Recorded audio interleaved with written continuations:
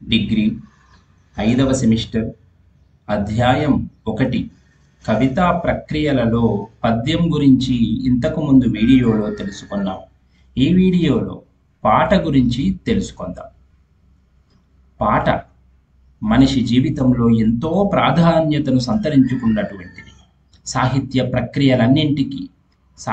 ప్రక్రియలు పుట్టడానికి కారణమే పాట. సాహిత్య ప్రక్రియలు ఏర్పడటానికి లిపి కావాలి. లిపి లేక ముందు నుంచే ఉన్నది పాట. కాబట్టి ముందుగా పాటే ఓ కవిత్వం. ఆ తర్వాత పాట ఆధారంగా పద్యం పుట్టింది. ఆ పద్యం ఆధారంగా దాని యొక్క ఛందస్సు పుట్టింది. సంగీతం పైన కాస్త జ్ఞానం ఉంటే ఎవరైనా సరే పాటను రాయొచ్చు, పాడొచ్చు. నిరక్షరాస్యులు సైతం పాటను అల్లుతారు. అదే అక్షరాస్యులైతే పాటను రాస్తారు. గ్రామీణ ప్రాంతాలలో మనం ఎన్నో పాటలు వింటూ ఉంటాం. ఆ పాట వినగానే మన శరీరం అప్రయత్నంగా కదులుతూ ఉంటుంది. పాట అనేది ప్రకృతిలో భాగం. పాటలు మన చుట్టూ ఉండే సామాజిక పరిస్థితుల నుండి, ఆ ఉద్యమాల నుండి, మనం చూసినటువంటి ఆ దృశ్యాల నుండే పాట అనేది వస్తుంది. పాట వింటే మన మనసుకు ప్రశాంతత లభిస్తుంది. మనం కూడా పాటలు పాడుకుంటూనే ఉంటాం ఎప్పుడో ఒకప్పుడు. మనిషి జీవితంలో పుట్టుక నుండి చావు వరకు మధ్యలో జరిగే ఏ సందర్భంలోనైనా పాట తప్పకుండా ఉపయోగపడుతుంది. మరి ఆ పాట రాసిన వారి గురించి, పాట అల్లిన వారి గురించి మనం ఎక్కువగా పట్టించుకోం. ఇక తెలంగాణ రాష్ట్రంలో ఏ సందర్భంలో అయినా, ఏ సభ జరిగినా, ఏ సమావేశం జరిగినా పాటకు ఎనలేని ప్రాధాన్యత ఉంది అని మనం చెప్పవచ్చు. ఇంత ప్రాధాన్యత కలిగినటువంటి పాట సాహిత్య లోకం ఎందుకు పట్టించుకోవట్లేదు అని ఆలోచిస్తే, పాటలు అల్లేవారు, రాసేవారంతా తెలంగాణ గ్రామీణ ప్రాంతాల నుండి వచ్చినవారు. ఎక్కువగా ఈ పాటలు అల్లేవారు వృత్తి పనులు చేసుకునేవారు, శారీరక కష్టం చేసేవారే ఈ పాటలు ఎక్కువగా అల్లుతూ ఉన్నారు. మరి సాహిత్యాన్ని విశ్లేషించే వారంతా కూడా తెలంగాణేతరులు ఉన్నారు. వారంతా కూడా పాట అంటే సినిమా పాట మాత్రమే తెలుసు. పద్యాలు, గేయాలు, వచన కవిత్వము రాసిన కవులంతా కూడా ఈ శారీరక కష్టం చేయకుండా మరేదైనా పని చేసేవారే ఎక్కువగా ఉన్నారు. అంటే వారికి శారీరక కష్టం అనేది ఎక్కువగా తెలియదు. కాబట్టి ఈ శ్రామిక వర్గాల నుంచి వచ్చిన పాటను ఈ సాహిత్య విమర్శకులు, విశ్లేషకులు అంత ఎక్కువగా పట్టించుకోలేదు. అందుకే సాహిత్యంలో అసలు పాట గురించి ఎక్కువగా ప్రస్తావన లేదు. పద్యం వచ్చింది తర్వాత, ఆ తర్వాత గేయం వచ్చింది. పద్యాలను పండితులైన వారు రాస్తే, గేయం అనేది ఉత్తరాంధ్ర ప్రాంతం వారు రాశారు. ఆ తరువాత కొన్ని సంవత్సరాలకు వచన కవిత్వం అనేది వచ్చింది. ముఖ్యంగా సాహిత్య ప్రక్రియలన్నీ కూడా కవిత్వమే. కానీ కవితా రూపాలన్నింటికీ మూలమే పాట. ఎందుకంటే ముందే పాట వచ్చింది. ఈ పద్యాలు, గేయాలు, కవిత్వము ఇవన్నీ రావడానికంటే ముందు పాటనే వచ్చింది. పాట అల్లడంలోనూ, రాయడంలోనూ దానికి తప్పకుండా కవిత్వం జతకూడుతుంది. ఆ కవిత్వం వల్ల లయ వస్తుంది. లయ అనేది పాడడానికి అనుకూలంగా ఉంటుంది. పాట నిర్వచనం. పాటను శ్రమజీవులు వివిధ రకాలుగా వ్యవహరిస్తూ ఉంటారు. పదం పాడడం, పదం కైకట్టడం అంటూ ఉంటారు. వారి దృష్టిలో పదం అంటే పాట, కైకట్టడం అంటే అల్లడం. పాటను, గేయాన్ని పర్యాయ పదాలుగా మనం వాడుతున్నాం. కానీ గేయం అనేది సంస్కృత పదం. దానికి ఛందస్సు నియమం అనేది ఉంటుంది. అసలు ఛందస్సే అక్కరలేనిది పాట. పాట అచ్చమైన తెలుగు పదం. పాడేది పాట అయితే లయబద్ధంగా చదివేదాన్ని గేయము అంటాం. వీటి నిర్వచనాలు కొన్ని గమనించినట్లయితే, శ్రమ చేస్తూ శరీర కష్టాన్ని మర్చిపోవడానికి సమష్టిగా ప్రజలు సృష్టించే మౌఖిక సాహిత్య రూపం పాట. తాళ జ్ఞానం తెలిసి పాడటానికి అనుగుణంగా రాసేది పాట. అక్షర రూపం పొందిన కవితా పాదం పాడే లక్షణం కలిగి ఉంటే పాట. ప్రజల సుఖ దుఃఖాలను, ఆవేశ ఉద్వేగాలను, జ్ఞాపకాలను వ్యక్తం చేసే సాధనం పాట. ఈ నిర్వచనాలు ఏ విధంగా ఉన్నాయో అలాగే రాయాల్సి ఉంటుంది. వీటిని సొంత మాటల్లో రాయకూడదు. ముందుగా ఈ నిర్వచనాల అర్థమేమిటో తెలుసుకుందాం. మొదటిది, శ్రమ చేస్తూ ఉన్నప్పుడు ఆ కష్టాన్ని మర్చిపోవడానికి ప్రజలందరూ కలిసి పాట పాడుకుంటూ ఉంటారు. కాస్త సంగీత జ్ఞానం ఉంటే, సంగీత జ్ఞానం కలిగి పాడుకోవడానికి వీలుగా రాసేదాన్ని పాట అంటాం. ఒక కవితా పాదము అక్షర రూపం దాల్చి పాడడానికి అనువుగా ఉంటే అది పాట.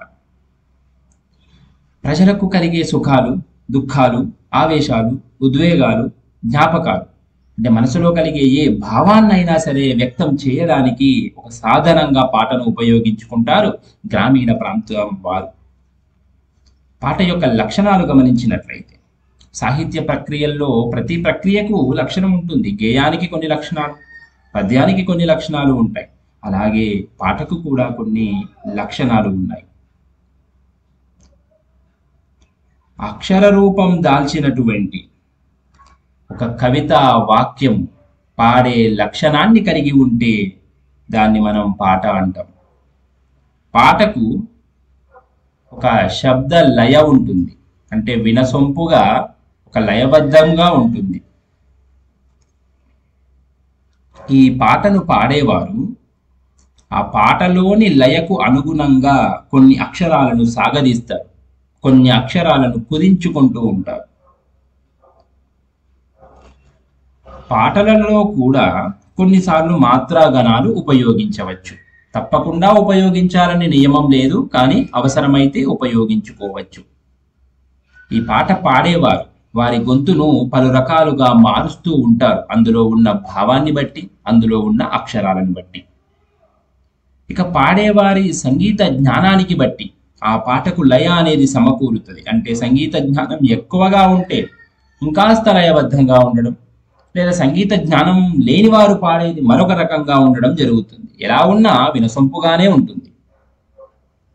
ఈ పాటలో అక్షరాలతోటే లయ అనేది ఏర్పడుతుంది. అంటే వారు ఉపయోగించే అక్షరాల వల్ల దానికి ఒక లయ ఏర్పడుతుంది. కవిత్వంలో ఉండే ప్రతీకలు, ఉపమానాలు పాటలో కూడా ఉంటాయి. అంటే చెప్పే విషయానికి మంచి అందమైన ఉపమానాలు తీసుకొని వారు చెబుతూ ఉంటారు. పాటకు తప్పకుండా పల్లవి, అనుపల్లవి మరియు చరణాలు వంటివి తప్పకుండా ఉంటాయి. పల్లవి చరణాలు కూడి ఉంటుంది కవిత. గేయంలో కూడా పల్లవి చరణాలు ఉంటాయి, పాటలో కూడా ఉంటాయి. ఇక ఈ పాటలనేవి పాడేవారిని బట్టి చరణాలు కొన్ని మారుతూ ఉంటాయి. అంటే ఆ పాట ఎప్పుడూ ఒకలాగా ఉండాలనే నియమం ఏమీ లేదు.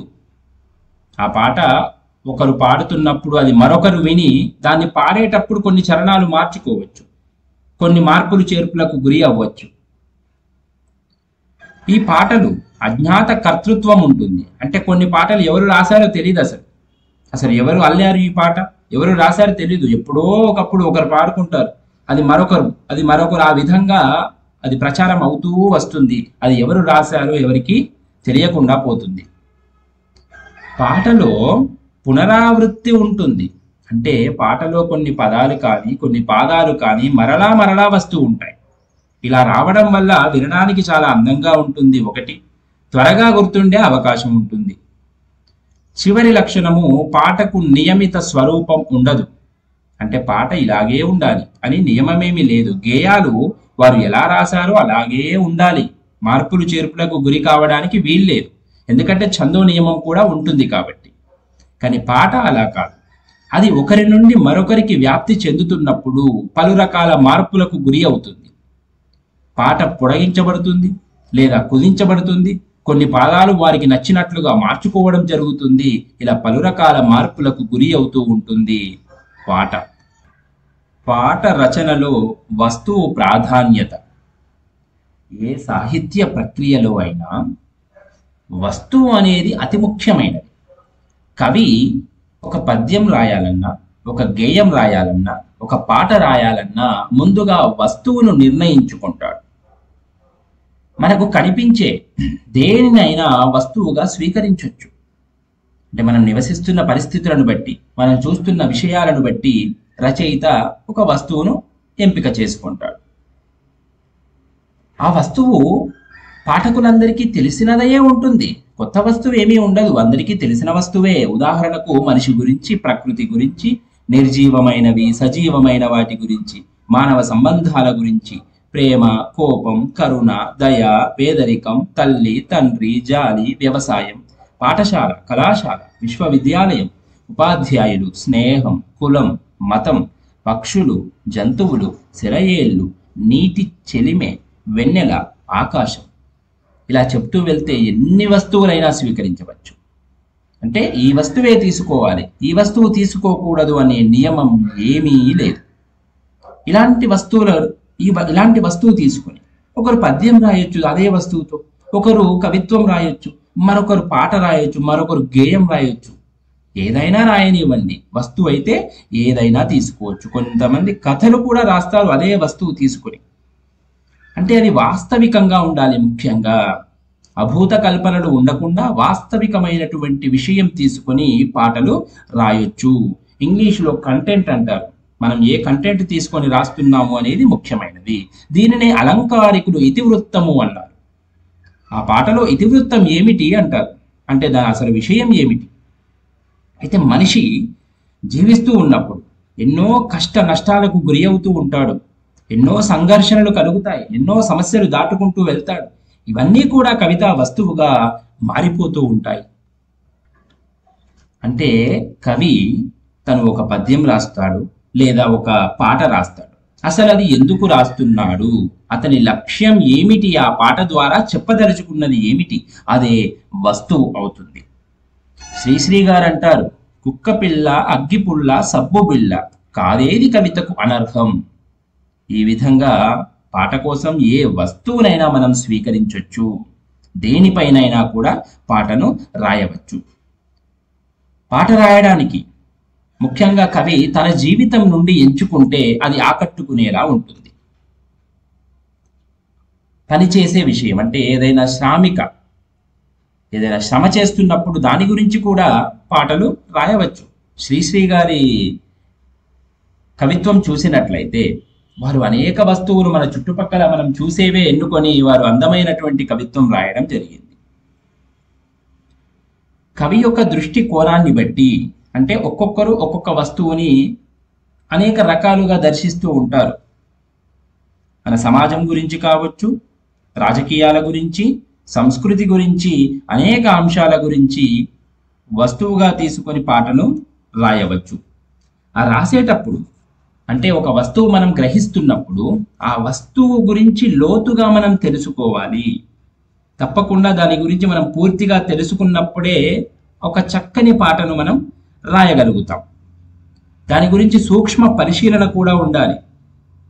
ఎంతో సూక్ష్మంగా పరిశీలించి మనం ఆ పాటను రాయవలసి ఉంటుంది. పాట రాసేటప్పుడు ఆ రచయిత దృక్పథం ఎలా ఉంది, అతను చూసే విధానం ఎలా ఉంది, వాటి వల్లనే పాటకు అందం అనేది సమకూరుతుంది. కాబట్టి అలంకారికులు చెప్పినా ఆధునికులు చెప్పినా కూడా ఆ సాహిత్య వస్తువే మిగతా సాహిత్య అంగాలను నిర్ణయిస్తుంది అని చెబుతారు. అంటే మనం ఏ వస్తువును ఎంపిక చేసుకుంటున్నామో దాన్ని బట్టే కవిత్వం ఏర్పడుతూ ఉంటుంది, దాన్ని బట్టే లయ సమకూరుతూ ఉంటుంది, దాన్ని బట్టి అందమైనటువంటి పదాలు, పదబంధాలు మనం గ్రహించవలసి ఉంటుంది. ఉదాహరణకు సుద్దాల హనుమంతు 1910-1982 మధ్య జీవించినటువంటి కవి. వీరు తెలంగాణ రైతాంగ సాయుధ పోరాటంలో ఎన్నో పాటలు రాసి పాడినటువంటి వారు. వాగ్గేయకారుడు, అంటే మాటలు పాటలతో ఒక ప్రదర్శన నిర్వహించేవారు వాగ్గేయకారుడు అంటాం. అప్పట్లో భూస్వామ్య పాలనలో వెట్టి చాకిరీకి వ్యతిరేకంగా అనేక పాటలు రాశాడు. బాలకార్మికుల మీద కూడా పాటలు కట్టి పాడారు. వీరు రాసిన ఒక పాటను మనం గమనించినట్లయితే, పల్లెటూరి పిల్లగాడ పసులగాసే మొనగాడ పాలు మరిచి ఎన్నాళ్ళయిందో, ఓ పాలబుగ్గల జీతగాడ కొలువు కుదిరి ఎన్నాళ్ళయిందో. ఒక బాల కార్మికుడి జీవితం ఎలా ఉందో అలాగే వాస్తవికంగా అభివర్ణించడం జరిగింది. ఇది తన జీవిత అనుభవం నుంచే వచ్చింది. వీరు ఎంపిక చేసుకున్న వస్తువు అందరికీ తెలిసినటువంటిదే, కానీ ఆ వస్తువును అతను ఏ విధంగా చూశాడు, తన దృష్టికోణం ఏ విధంగా ఉందో దానివల్లే వినేవారికి అది అద్భుతంగా అనిపించింది. అంటే ఆ వస్తువు గురించి కవికి లోతైన అవగాహన ఉంది. దానివల్లనే ఆ పాట ఎంతో చక్కగా ఉండి అందరి మనస్సులో నిలిచిపోయింది అని చెప్పవచ్చు.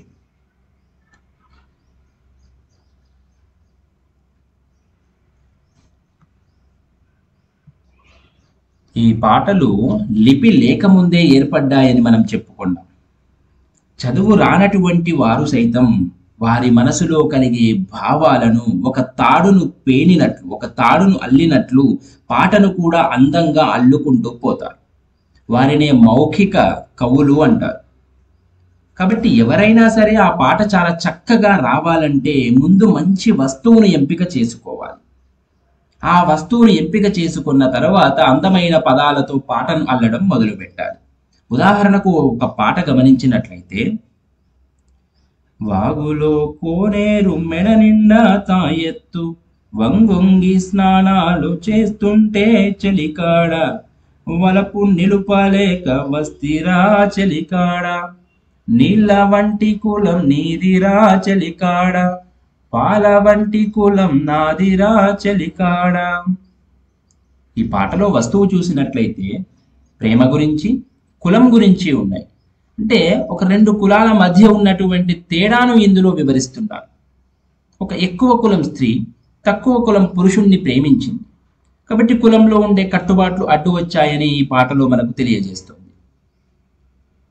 కాబట్టి సాహిత్యం అంతా చదివి పండితులైపోయిన వారు, ఛందస్సు గురించి తెలిసి మొత్తం వ్యాకరణం గురించి తెలిసిన వారు ఈ పాట రాశారంటే మనం నమ్మలేం. అలాంటి వారు ఈ పాటను రాయలేదు. ఎవరైతే కష్టపడి జీవిస్తూ ఉంటారో, శారీరక కష్టం చేస్తూ బ్రతుకుతూ ఉంటారో, అసలు చదువు రానటువంటి వారు ఉంటారు, వారు అల్లుకున్న పాట ఇది. వారి అనుభవంలోంచి వచ్చిన విషయమే ఈ పాటగా మలిచారని మనకు అర్థమవుతుంది. కాబట్టి ఇలాంటి పాట అందరూ పాడుకోవాలనే ఉద్దేశంతో వారి యొక్క ప్రేమని, అంటే వారి జీవితంలో కలిగిన అనుభవాన్ని ఇతివృత్తంగా ఎంచుకొని పాటను అల్లింది అని చెప్పవచ్చు. ఇక్కడ ప్రాకృతిక సౌందర్యం కూడా, అంటే చుట్టుపక్కల చూసే ప్రకృతి యొక్క అందచందాలు కూడా ఇక్కడ వివరించారు. ఉదాహరణకు వాగు, కోనేరు, స్నానము, మెడ, తాయెత్తు, వలపు ఇలాంటి ఎన్నో పదాలు తీసుకొని ఈ పాటను అల్లడం జరిగింది.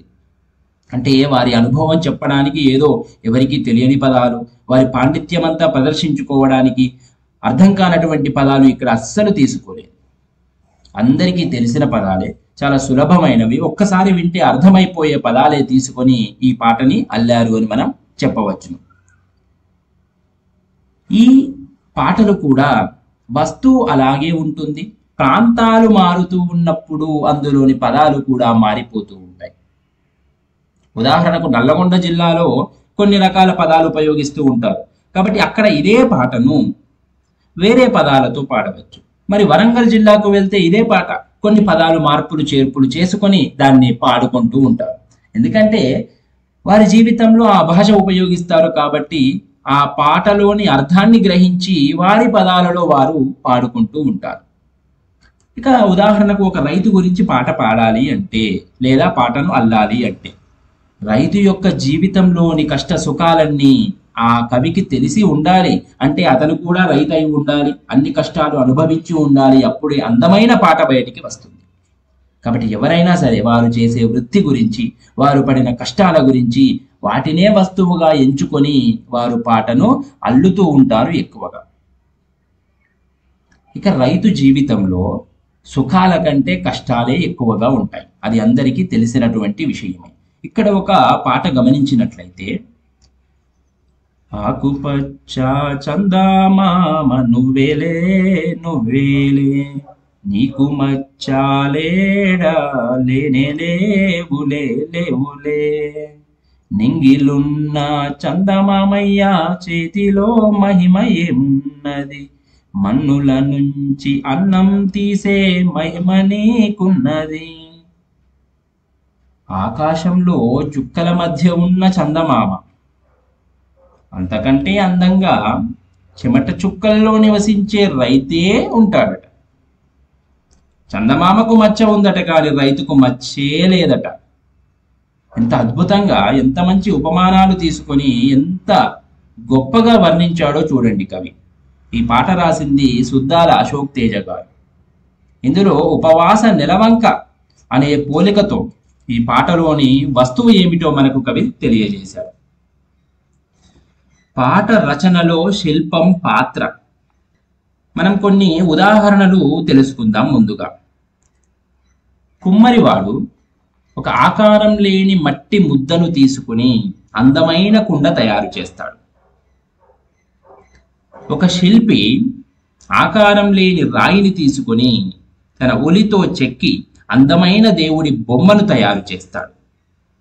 ఇక్కడ మట్టి ముద్ద కుండగా తయారవడం, ఒక రాయి శిల్పంగా తయారవడం, ఈ మధ్య జరిగినటువంటి పరిణామం ఏదైతే ఉందో, మధ్య ఉన్న కష్టం ఏదైతే ఉందో, మధ్యలో ఉన్న నైపుణ్యం ఏదైతే ఉందో దానిని మనం శిల్పం అనొచ్చు. అంటే ప్రకృతిలో మనకు కనిపించే ఒక వస్తువు, అంటే అది ఒక మట్టి ముద్ద, ఒక బండరాయి. కవి ఆ వస్తువును మనసులోకి తీసుకుంటాడు. తీసుకున్న తరువాత ఆ వస్తువును అందమైన పాటగా మలుస్తాడు. అది పాట ఏర్పడడానికి దాని మధ్య ఎంత కష్టం దాగి ఉందో చూడండి. కుమ్మరి కుండ చేసినంత కష్టం, శిల్పి శిల్పాన్ని చెక్కినంత కష్టం మధ్యలో ఉంటుంది. ఆ కవి ఆ అందమైనటువంటి, ఉదాహరణకు ఉలి, సుత్తె ఇవన్నీ తీసుకొని ఎంత ఏకాగ్రతతో దాన్ని చెక్కుతూ ఉంటాడో, అలా కవి కూడా ఆ వస్తువుని తీసుకొని ఎంతో ఏకాగ్రతతో, ఎంతో శ్రమతో దానిని అందమైనటువంటి పాటగా, సౌందర్యాత్మకంగా కనిపించేలా మారుస్తాడు.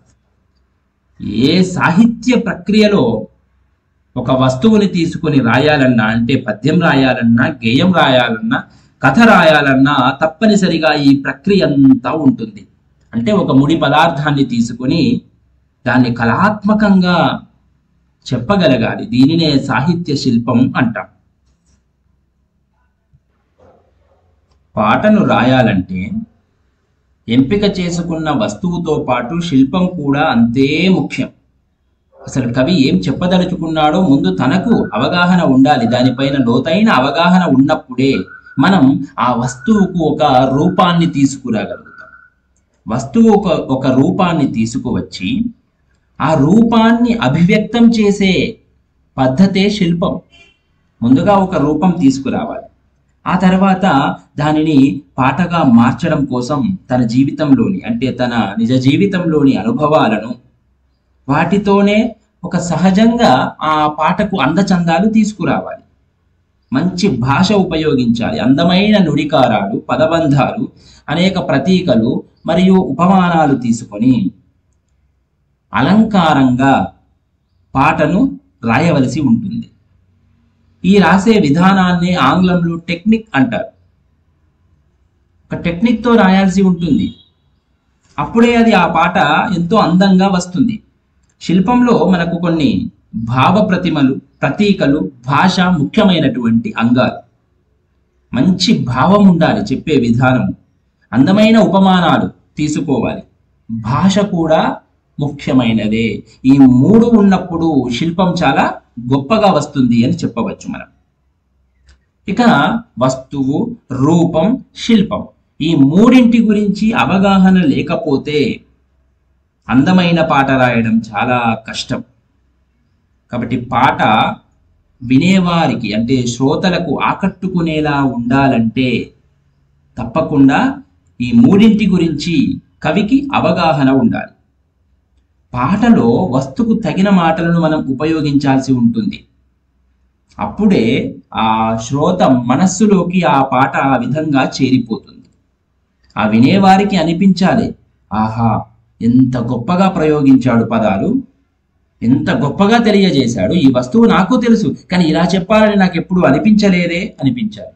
అంటే ఆ వినేవారికి ఊహకు అందకుండా ఉండాలి ఆ శిల్పం అనేది, అప్పుడే అది అద్భుతమైన పాటగా అనిపించుకుంటుంది. ఏ రచయిత, ఏ కవి అయినా తనకు తెలిసినటువంటి భాషలోనే పాటలు రాస్తాడు. తెలిసిన భాషలే ఉపయోగించి దాన్ని ఊహాత్మకంగా, అంటే ఎవరి ఊహకు అందని విధంగా దానిని రాయగలగాలి కవి. ఆ పాట రాసేటప్పుడు ముఖ్యంగా ఆ మనసులోని భావాలే అతి ముఖ్యమైనవి. ఆ భావాలు తీసుకుని అక్షరాలతో పదాలతో అందమైన పాటగా మలుస్తాడు. దానినే భావచిత్రం అంటాం. రచయిత ఏం చెప్పదలుచుకున్నాడో, తన మనసులో ఉన్న ఆ భావన ఏమిటో దానినే మనము భావచిత్రము అంటాం. ఆ భావచిత్రం శ్రోతల మనసులో ప్రత్యక్షం అవ్వాలి అంటే ఆ మనసు ద్వారా దానిని వారు గ్రహించగలగాలి. అలా గ్రహించగలిగిన దాన్నే భావచిత్రము అంటాం. ఉదాహరణకు ఒక పాట తీసుకుని అందులో శిల్పం ఏ విధంగా ఉందో గమనిద్దాం. కావు కావున కాకులరిసితే తలుపు తెరిచి పలకరిస్తం, ఎవ్వరొస్తరో చెప్పుమాని తొవ్వ చూస్తూ నిలుచుంటం, మీరు కాకమ్మలై వస్తరా మా బిడ్డలు, మా కడుపు తీపి తీర్చిపోతరా మా బిడ్డలు. ఈ పాటను గద్దర్ గారు రాశారు, గుమ్మడి విఠలరావు గారు. ఇతను ప్రజల జీవితాల నుండి పాటలు రాసేవారు. బిడ్డల్ని కోల్పోయిన తల్లులు పడే నరక యాతనను ఈ పాటకు వస్తువుగా గ్రహించాడు. తల్లి ప్రేమ ఎంత గొప్పదో ఈ పాట వింటే మనకు అర్థమవుతుంది. వారు ఎంచుకున్నటువంటి వస్తువు వినేవారంతా అనుభూతి చెందుతారు. తమ బిడ్డే అయితే ఎలా ఉంటుంది, నేనే బిడ్డనైతే ఎలా ఉంటుంది, అలా అనుభూతి చెందడమే శిల్పం అంటే. ఇతను చెప్పడానికి తన స్థానిక భాషనే ఉపయోగించుకున్నాడు. చూడండి, తెలిసిన పదాలనే ఉపయోగించాడు. ఎక్కడా కూడా నిఘంటువు చూసే పదాలు ఎక్కడా కనిపించవు. అలా దీన్ని ఒక కథ కావ్యంగా మలిచాడు. ఒక ఉత్కంఠ కలుగుతూ ఉంటుంది పాట వింటూ ఉంటే, తర్వాత ఏం జరుగుతుంది, ఇంకా ఏం జరుగుతుంది అని. ప్రతి తల్లికి తెలిసినటువంటి ఒక మాతృత్వాన్ని ప్రతీకగా తీసుకున్నాడు కవి. అంటే ప్రతి తల్లికి ఇది తమ అనుభవంలో ఉన్నటువంటి విషయము అని చెప్పొచ్చు. ఆ తల్లి ఎదురుచూపులను, ఆ విషాదపు ఛాయలను పాటలోకి తీసుకొచ్చాడు. అది వింటూ ఉన్నప్పుడు కరుణ రసం అందరి మనసుల్లో కలుగుతుంది. ఈ విధంగా పక్షుల గురించి, జంతువులు, చెట్లు, పుట్టలు, కంకులు, పండుగలు, వీటన్నింటినీ పాటకు వస్తువుగా గ్రహిస్తారు కవులు. ఇక ఒక తల్లి ప్రేమను ఎన్ని విధాలుగా వర్ణించి తెలియజేయగలడో అన్ని విధాలుగా వర్ణించేశాడు ఈ పాటలో. బిడ్డల కోసం తల్లి పడే కష్టము, తల్లి కార్చే కన్నీరు గురించి, ఆ బాధ గురించి ఎంతో అద్భుతంగా వర్ణించాడు. బిడ్డలపై ఉన్న ప్రేమను, ఆ జ్ఞాపకాలను పక్షుల ద్వారా, జంతువుల ద్వారా ప్రకటించాడు. అంటే వీటిని ప్రతీకలుగా తీసుకున్నాడు కవి.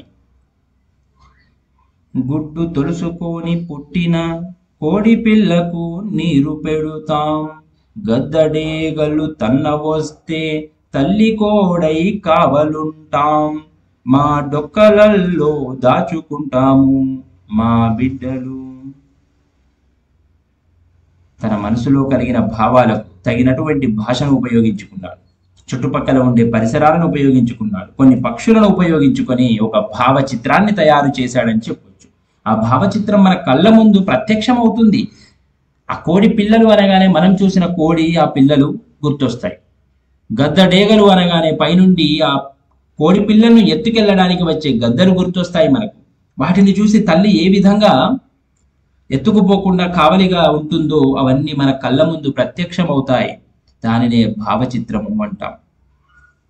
ఇక నిరక్షరాస్యులైనటువంటి వారు పడే కష్టంతో, వారి సంతోషంతో, వారి విషాదంతో పాటలను అల్లుకుంటూ ఉంటారు. ఏ విధంగా ఈ నిరక్షరాస్యులు పాటను అల్లుకుంటారో గద్దర్ గారు తరగని గని అనే ఒక పుస్తకంలో వివరించారు. ప్రజల పాటల ఆధారంగా ఉద్యమ పాటలు రూపొందించాడు గద్దర్ గారు.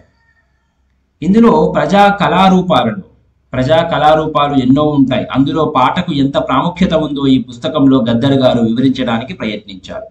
శ్రమ, పాట, ఉద్యమం ఈ మూడింటి మధ్య ఉన్నటువంటి సంబంధాన్ని తెలియజేశారు. శ్రమ, దాని ద్వారా పాట, తద్వారా ఉద్యమంగా పాట మారిపోయింది.